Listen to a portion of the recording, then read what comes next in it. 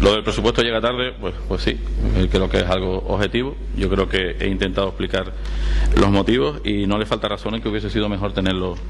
en enero o febrero, pero sí, es cierto que también el hecho de que esté en este momento nos ha permitido, y yo creo que ustedes han sido copartícipes, colaboradores, mejor dicho, de esa situación, nos ha permitido a que usted acaba de nombrar ahora una partida presupuestaria, ocio y tiempo libre, que si no fuera porque los presupuestos están ahora, pues la hubiésemos tenido que venir a cambiar porque esa partida es la que da soluciones a todo el trabajo de Nacho. El tema de los remanentes. Los remanentes no siempre son negativos. Los remanentes son negativos cuando vienen ocasionados por la no ejecución del presupuesto de gastos. O sea, cuando el presupuesto equilibrado, ingresos y gastos, el remanente viene porque gastas menos. Evidentemente yo creo que el nivel de ejecución de los presupuestos de este gobierno, igual que el del gobierno anterior, es un nivel de ejecución importante y razonable. Y yo lo achaco a otro tipo de cuestiones, al incremento de los ingresos. Sirva de ejemplo, por ejemplo, en este año el edificio de lo que hemos llamado el PAXI siempre como proyecto, que ahora es el San Isidro Espacio Cívico, ha recibido de manera extraordinaria $500.000 de euros más por parte del Ministerio de Administraciones Públicas. Bueno, viene el dinero que viene de Europa, porque en otros lugares de Canarias, otros ayuntamientos no han podido ejecutar las obras. Nosotros hemos hecho una inversión superior a la prevista y nos ha llegado $500.000 que no estaba presupuestado y que no se esperaba. Sirva de ejemplo que en las inspecciones que se hacen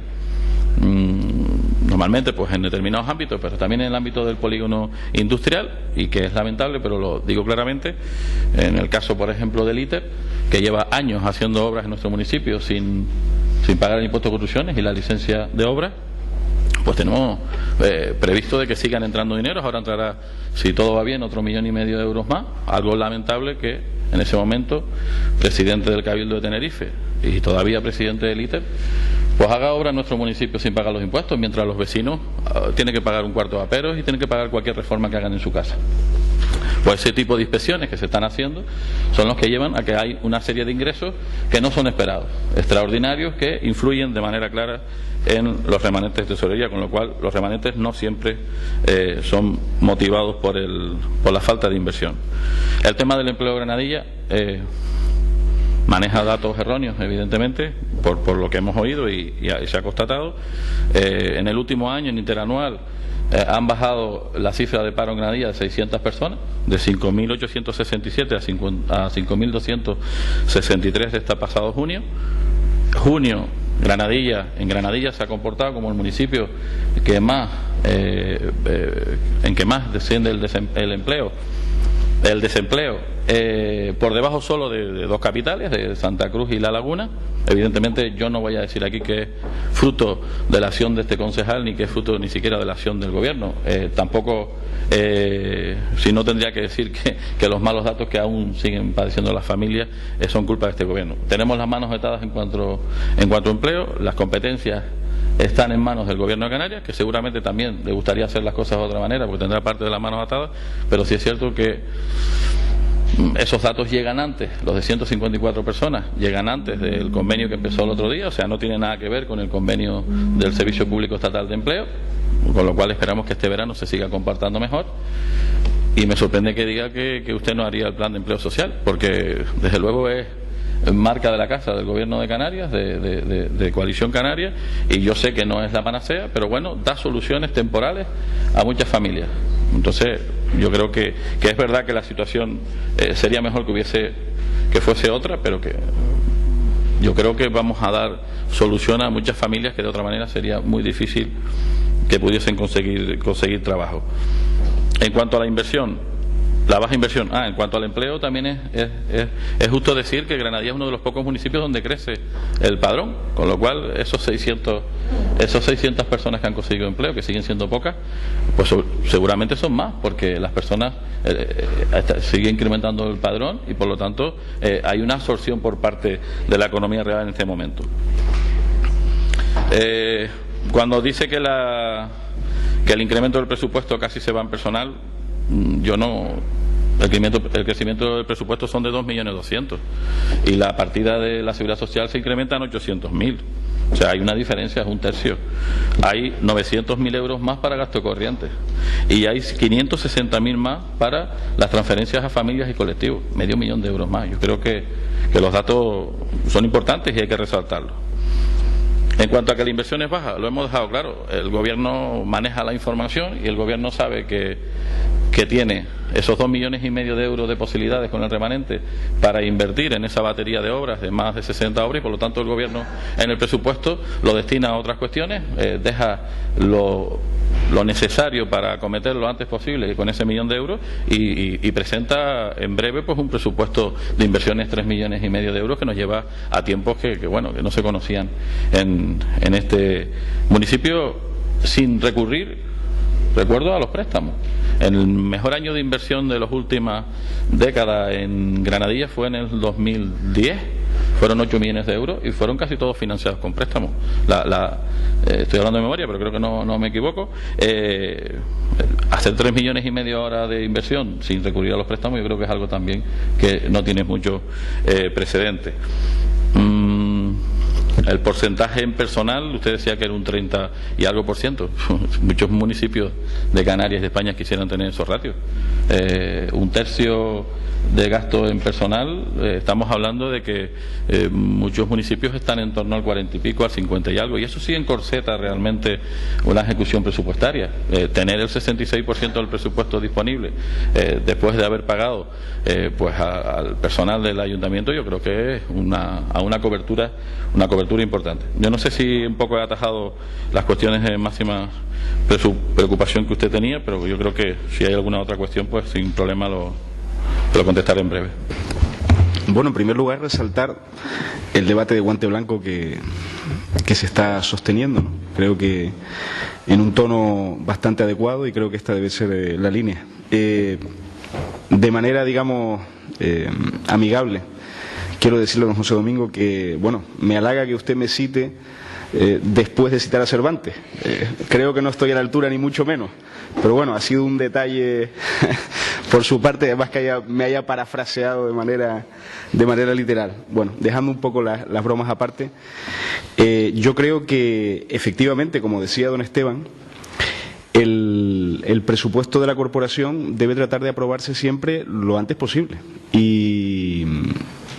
si pudiera haber sido aprobado en enero, pues mucho mejor. El problema es que efectivamente se ha producido una circunstancia que ha venido a cambiar totalmente pues el panorama que nosotros teníamos previsto en diciembre. Se tenía la intención de aprobar un presupuesto que en sus líneas generales, y con algunas mejoras en cuanto al gasto social, como de hecho se traducen en este documento que nosotros traemos, que en sus líneas generales iba a ser semejante al del presupuesto anterior, y por lo tanto el trabajo estaba muy avanzado. El problema es que en el último momento del año se aprobó una norma, una ley, de la cual hemos hablado en este pleno en varias ocasiones, que es la Ley de Racionalización y Sostenibilidad de la Administración Local, que viene a cambiar las reglas del juego. Y evidentemente, si se cambian las reglas del juego, hay que cambiar el instrumento mediante el cual se puede aplicar la política de gobierno. Este instrumento es el presupuesto. Digamos, el cambio ha sido de tal calado que, como usted bien sabe, don José Domingo, porque ha venido a este pleno, pues ha incluso motivado que se haya tenido que rehacer toda la delegación de competencias del ayuntamiento, porque hay una serie de competencias que la ley en este momento considera que los ayuntamientos no pueden prestar. Hay otras competencias que están sujetas a unas disposiciones transitorias de la propia ley, y que por lo tanto nosotros, hasta que no tuviéramos datos económicos ciertos y reales de la liquidación del presupuesto del 2013, no podíamos tener la foto que nos permitiera seguir prestando también determinadas competencias. Aquí está el señor interventor que lo puede ratificar lo que yo estoy diciendo en este momento. Entonces, obviamente hemos tenido que esperar para ratificar en esa documentación, en esos documentos que hemos remitido a las autoridades competentes, en este caso también al Ministerio de Hacienda, que efectivamente cumplíamos con toda la ratio, que estábamos en estabilidad presupuestaria, que cumplíamos con los plazos establecidos por las normas en el sentido del pago a proveedores, y dentro de ese marco, es decir, dentro del marco del cumplimiento, es decir, que digamos el examen lo aprobamos, es cuando podemos desarrollar el documento presupuestario que se adecúa a esas competencias que vamos a seguir prestando. Otro supuesto y otro caso hubiera sido que no hubiéramos cumplido con esas ratios, que hubiéramos suspendido el examen, que no hubiéramos estado en esa situación de sanidad financiera, de estabilidad presupuestaria, y que además no hubiéramos cumplido con las obligaciones que tenemos en tiempo y forma con los proveedores de esta administración. En esa situación, pues obviamente hoy estaríamos hablando de un ayuntamiento que estaría prestando muchas menos competencias, y además muchas menos competencias en áreas muy sensibles para la ciudadanía, porque fundamentalmente las transitorias afectan a todo lo referente al área social. Es decir, al esfuerzo que estamos haciendo como administración justamente para apoyar a aquellos sectores más desfavorecidos en un momento crítico que estamos viviendo. Yo creo que a nadie se le escapa, en un momento de crisis socioeconómica pues muy importante y además sin ningún parangón histórico. Y evidentemente ese gasto social no hubiéramos podido realizarlo, insisto, si no hubiéramos aprobado el examen. Se hizo la tarea, se aprobó el examen, la documentación se remitió al Ministerio de Hacienda y bueno, y ahora traemos un presupuesto que efectivamente refleja el cumplimiento de los parámetros establecidos en esa ley, que se adecúa a la estructura establecida en esa ley y que además nos permite seguir desarrollando una serie de competencias que quizá no hubiéramos podido desarrollar. Además, en el interín, y usted ha sido partícipe también de acuerdos plenarios que hemos adoptado en la materia para seguir prestando determinadas competencias, bueno, en cuestiones básicas, como por ejemplo educación, donde la ley ni siquiera establece una disposición transitoria y por lo tanto puede haberse producido una situación en la cual, pues en enero, servicios que estamos prestando a los colegios, que estamos prestando a la comunidad educativa, que estamos prestando pues a los escolares, no se hubieran podido prestar por imposibilidad legal. Y bueno, esto, digamos, se ha solventado con estos acuerdos plenarios que hemos ido adoptando, también en materia de empleo, de agencia de desarrollo local, una serie de competencias que desarrolla esta administración. Y bueno, este ha sido fundamentalmente el motivo de retraso del presupuesto. Yo creo que es un motivo extraordinario, es decir, no creo que todos los años se modifique como se ha modificado la ley de base de régimen local. Creo que la anterior ley de base, si no me equivoco, era del año 85. Es decir, que estamos hablando de una modificación que se produce, pues no sé, cada 2 décadas. Entonces, estamos hablando de un motivo, insisto, extraordinario. Por lo tanto, estando de acuerdo con usted, por supuesto, que lo mejor sería aprobar el presupuesto en enero, si es posible, o incluso a lo mejor en diciembre para empezar a aplicar el 1 de enero, pues evidentemente se ha dado una circunstancia extraordinaria que he tratado de explicar para que se entienda. Por otra parte, yo creo que el presupuesto como programa de gobierno, hay una serie de cuestiones que, bueno, yo entiendo que usted no ha nombrado porque está conforme, porque está de acuerdo, que yo creo que hacen de este un programa de gobierno, entiendo, adecuado, y un programa de gobierno sobre todo que hace mucha incidencia en los aspectos sociales. Usted se habrá fijado cómo en determinados gastos a lo largo de los últimos ejercicios hemos ido recortando, hemos ido siendo más austeros, hemos ido reduciendo el gasto y sin embargo en toda la materia relativa al gasto social se ha ido aumentando, y este año también, porque evidentemente el presupuesto del ayuntamiento tiene que estar acorde a la situación que estamos viviendo, y estamos viviendo una situación de extrema necesidad, donde hay